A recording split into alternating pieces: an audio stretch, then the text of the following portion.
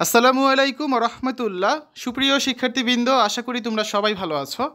এই ভিডিওটা তৈরি করছি নবম শ্রেণীর শিক্ষার্থীদের জন্য।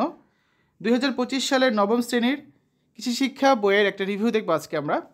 শিক্ষার্থীরা, তোমরা জানো যে 2024 শিক্ষাবর্ষে অষ্টম এবং নবম শ্রেণীতে নতুন কারিকুলাম দেওয়া হয়েছিল, যে কারণে কোনো বিভাগ বিভাজন ছিল না।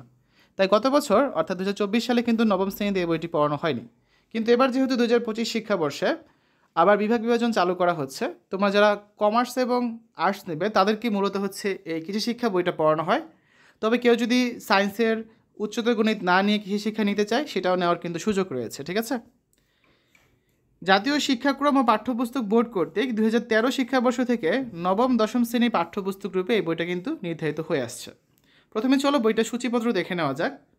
প্রথম অধ্যায়ে রয়েছে কৃষি প্রযুক্তি, দ্বিতীয় অধ্যায় কৃষি উপকরণ, তৃতীয় অধ্যায় কৃষি ও জলবায়ু, চতুর্থ অধ্যায় কৃষিজ উৎপাদন, পঞ্চম অধ্যায় রয়েছে বনায়ন, ষষ্ঠ অধ্যায় কৃষি সমবায় এবং সপ্তম অধ্যায় রয়েছে পারিবারিক খামার। এখন তোমাদের যে নতুন বইটা দেওয়া হবে সেখানে যে 7টা অধ্যায় থাকবে এমনটা নাও হতে পারে, কারণ প্রত্যেকটা বই বেশ কিছু পরিমার্জন এবং সংশোধন করে তোমাদের সামনে উপস্থাপন করা হবে। সো যতটুকু পরিবর্তন হোক না কেন, বই পেলেই তোমরা বুঝতে পারবে। তো আসো একটা অধ্যায়ের ডিটেলস দেখি আমরা, অধ্যায়টা কীভাবে সাজানো হয়েছে। প্রথম অধ্যায়ের নাম হচ্ছে কৃষি প্রযুক্তি। শুরুতেই হচ্ছে 4-5 লাইনের একটা সূচনা দেওয়া রয়েছে। তারপর হচ্ছে এখানে একটা ছবি দেওয়া আছে এবং এই অধ্যায় পাঠ শেষে আমরা কী শিখতে পারবো সেই বিষয়ে ধারণা দেওয়া আছে, যেটা প্রতিটা অধ্যায়ের শুরুতে কিন্তু রয়েছে। এবার দেখো, অধ্যায়গুলোতে বেশ কিছু পরিচ্ছেদ থাকবে। যেমন প্রথম অধ্যায়ের প্রথম পরিচ্ছেদের নাম কি? ফসল নির্বাচন। এখানে মাটি ও পরিবেশের বৈশিষ্ট্য অনুযায়ী কীভাবে ফসল নির্বাচন করতে হবে সেই বিষয়ে ধারণা দেওয়া আছে। বিভিন্ন ধরনের মাটির জন্য উপযোগী যে বৈশিষ্ট্যগুলো সেগুলো বলা আছে এখানে। ঠিক আছে। তারপর দেখো একটা কাজ দেওয়া আছে। এরকম প্রতিটা অধ্যায়ের প্রতিটা পরিচ্ছেদে কিন্তু বেশ কিছু কাজ তোমরা পাবে, যেরকম কাজ তোমরা হচ্ছে অষ্টম শ্রেণীতে কিন্তু করে এসেছো। দ্বিতীয় পরিচ্ছেদের নাম কি? ফসল উৎপাদনের জন্য জমি প্রস্তুতি।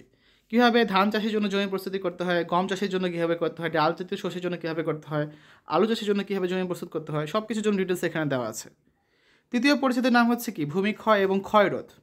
এখানে ভূমিক্ষয় এবং ক্ষয়ের কীভাবে রোধ করা যায়, বিভিন্ন প্রকারের ভূমিক্ষয় সম্পর্কে উল্লেখ করা আছে। চতুর্থ পরিচ্ছেদে রয়েছে বীজ সংরক্ষণ করার প্রক্রিয়া, বীজ সংরক্ষণের শর্তসমূহ, এই সব কিছু, বীজ শুকানোর পদ্ধতি, ডিটেলস এগুলো দেওয়া আছে। পঞ্চম পরিচ্ছেদে রয়েছে খাদ্য সংরক্ষণ। খাদ্য সংরক্ষণের প্রয়োজনীয়তা কী, কীভাবে খাদ্য সংরক্ষণ করা যায় সেই বিষয়গুলো এখানে তুলে ধরা হয়েছে। আর ষষ্ঠ পরিচ্ছেদে রয়েছে মাছের সম্পূরক খাদ্য নিয়ে আলোচনা। ঠিক আছে।